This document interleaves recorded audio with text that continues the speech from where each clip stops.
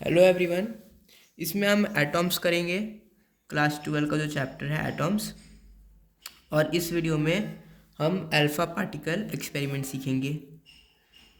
Alpha particle experiment experiment तो यह experiment Rutherford के दो स्टूडेंट्स के द्वारा किया गया था। अल्फ़ा पार्टिकल एक्सपेरिमेंट, ये रदरफोर्ड के दो स्टूडेंट थे जिनका नाम था गेगर और एक का नाम था मार्स्टन। तो ये रदरफोर्ड के स्टूडेंट्स थे। इन दोनों स्टूडेंट ने ये एक्सपेरिमेंट किया था, अल्फ़ा पार्टिकल एक्सपेरिमेंट। तो इस एक्सपेरिमेंट से हमें न्यूक्लियस के बारे में पता चला और प्रोटॉन्स के बारे में पता चला कि एक एटॉम के अंदर न्यूक्लियस होता है और एक प्रोटॉन होते हैं। इलेक्ट्रॉन्स के बारे में जे थॉमसन ने हमें बताया था। जे थॉमसन रदरफोर्ड से भी बड़े साइंटिस्ट थे। रदरफोर्ड उनके स्टूडेंट थे और रदरफोर्ड जे थॉमसन के स्टूडेंट थे और जे थॉमसन के और रदरफोर्ड के स्टूडेंट थे गेगर और मार्सडन। तो रदरफोर्ड ने असली में अल्फ़ा पार्टिकल एक्सपेरिमेंट पहले से कर चुका था, लेकिन उन्होंने अपने स्टूडेंट को इसलिए बोला क्योंकि वो थोड़े कंफ्यूज थे। उन्हें एक्सपेरिमेंट में कंक्लूजन मिले, लेकिन उनको और करने के लिए, सेटिस्फाई करने के लिए उन्होंने अपने दो स्टूडेंट को बोला। तो इस एक्सपेरिमेंट में हम देखेंगे कि उन्होंने एक सेटअप लिया। सेटअप देखते हैं। एक उन्होंने एल सोर्स लिया, ये सोर्स ले लिया, ये अल्फ़ा पार्टिकल का इन्होंने सोर्स ले लिया, जिसमें से ऐसे इससे अल्फ़ा पार्टिकल निकल रहे हैं।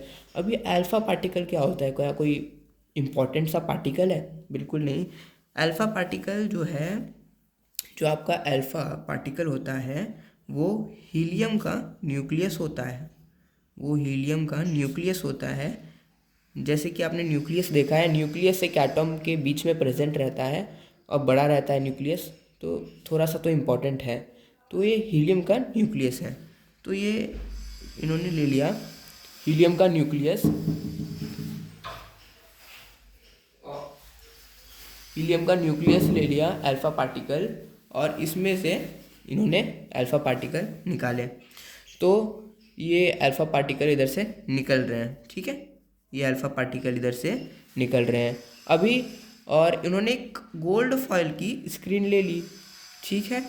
तो ये एक गोल्ड फॉइल ले लिया और इसकी एक स्क्रीन ले ली। अभी गोल्ड फॉइल ही क्यों चुना इन्होंने? हो सकता है कुछ और मेटल चुन लेते, एल्यूमिनियम चुन लेते हैं, लेकिन गोल्ड फॉइल इसलिए चुना क्योंकि ये मेलिएबल होता है। मेलिएबल मतलब इसको आप थिन शीट्स, एकदम पतली पतली शीट में इसे आप बना सकते हैं, इसलिए इन्होंने गोल्ड फॉइल का चुना। फिर उन्होंने गोल्ड फॉइल इतनी एकदम इतनी पतली ली थी कि एक पेपर की लेयर होती है, पेपर की लेयर जैसी ये आपकी गोल्ड फॉइल है। और इन्होंने एक स्क्रीन रख दिया पीछे। स्क्रीन क्यों रखा? क्योंकि पता चले कि लाइट रे कहाँ पर आ रही है। तो इन्होंने एक ऐसे स्क्रीन रख दिया इधर। और ये स्क्रीन किसका बना था? ये स्क्रीन आपका बना था जिंक सल्फाइड का। जिंक सल्फाइड का ये आपका स्क्रीन था, जिसको आप बोलते हैं ZnS। इन्होंने ZnS जिंक सल्फाइड की ही स्क्रीन क्यों ली? इन्होंने ZnS जिंक सल्फाइड की स्क्रीन इसलिए ली क्योंकि ये जो भी लाइट रे इस स्क्रीन पे पड़ती है, ये फ्लैश होती है, ये चमकती है। इसके कारण जो भी लाइट रे है, रदरफोर्ड या फिर उनके जो स्टूडेंट्स हैं उनको अच्छी तरह दिखेगी, इसलिए उन्होंने ये स्क्रीन ली। अभी इन्होंने अल्फ़ा पार्टिकल को ऐसे छोड़ा, इधर से छोड़ने के बाद अल्फ़ा पार्टिकल इधर जाएगा, तो वैसा नहीं जाए, इसलिए उन्होंने ले लिया ब्रिक्स।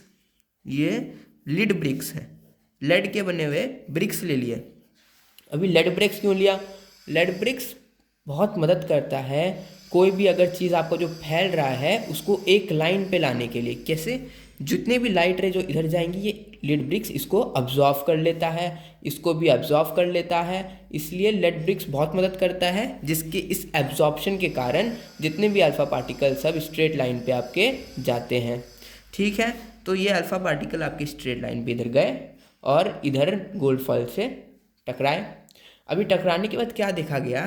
टकराने के बाद देखा गया कि जितने भी इसमें एटॉम्स हैं, जितने भी ये इधर एटॉम, ये एटॉम, ये सब, ये इसमें एटॉम ही तो हैं, ये सारे एटॉम्स हैं। तो ये देखा गया कि ढेर सारे अल्फा पार्टिकल सीधे निकल गए, ढेर सारे निकल गए। मतलब कि हज़ारों में कोई एक अल्फा पार्टिकल होगा जो इधर बेंड हो गया या फिर जो इधर बेंड हो गया। तो ये बेंड क्यों हुआ? ये बेंड हुआ प्रोटॉन्स के कारण।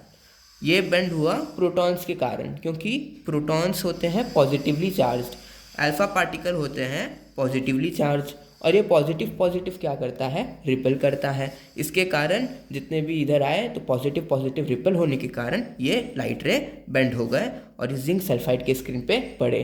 जैसे ही पड़े एक फ्लैश हुआ, मतलब कि एक चमक हमें दिखाई दी, जिसके कारण हमें पता चला कि ये इसमें पड़ गया लाइट रे।